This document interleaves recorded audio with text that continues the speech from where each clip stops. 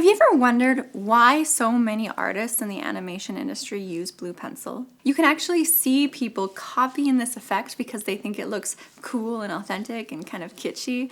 The reason that so many artists in the past used blue pencils before they did their actual pencil sketch was because blue was something that didn't necessarily have to be scanned in or caught by the video recorder. So if I was an animator and I did a sketch in blue pencil and then I did a harder, darker sketch over top with like black or gray, the blue wouldn't show up.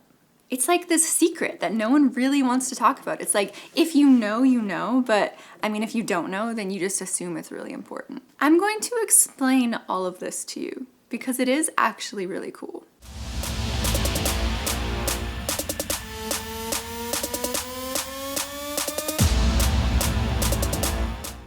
Why do artists use blue lead as like an underlay for their sketches? Before we had easy access to computers, before we had access to scanners and photo editing software, you had to do everything manually by hand. So what you would do, because you didn't have a scanner, you had like photocopiers, you had cameras, you would use non-photo blue because the non-photo blue wasn't easily picked up by whatever device they had back then. So you could like make an undersketch and then you could ink over top of it. You could even pass it around the office and have people make editing notes in the blue pencil directly on the sheet.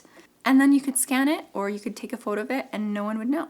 It was very, very useful because then you didn't have to make like a bajillion copies of something every time someone makes an edit or every time someone makes a note. I'm not exactly sure why that works. I think it probably has something to do with like the tone of the blue being like the same tone of the paper. I don't really know.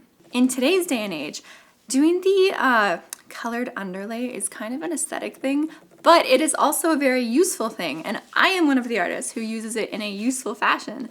I will show you how. And there are some do's and don'ts, which I will discuss with you. So this was a technique that kind of had its background in graphic design, advertising, animation. Pretty much everyone used it because it's just such a really strong tool to use. But with the advent of photo editing software, Procreate drawing software, all these things, I mean, you just make new layers each time that you have like an addition to the sketch, you know? So you have your underlay sketch on layer 1, and you have your rough sketch on layer 2, then you have your refined sketch on layer 3, and then maybe you do like an inking layer on layer 4, something basic like that. So I mean, you don't really need to use colored lead anymore, especially if you're working digitally. But even if you're working digitally, you still can use it. And the reason for that is aesthetic. Plus, my mind still kind of works in that way because I used to sketch with blue on paper all the time. And it's a pretty damn cool aesthetic. So in this video, I'm going to show you how you can do that in today's day and age and how it's actually still useful. Plus, it looks hella cool. But it doesn't have to be blue.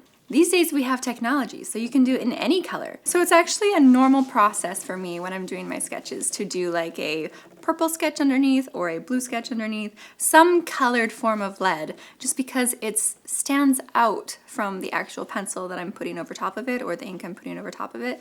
So in my next video, I'm going to take this into Photoshop and I'm going to show you how to get rid of this blue line just in Photoshop. No scanner required. I'm just going to take a photo of it with my phone and go from there. I will show you the step-by-step process, all in Photoshop. So tune in next week.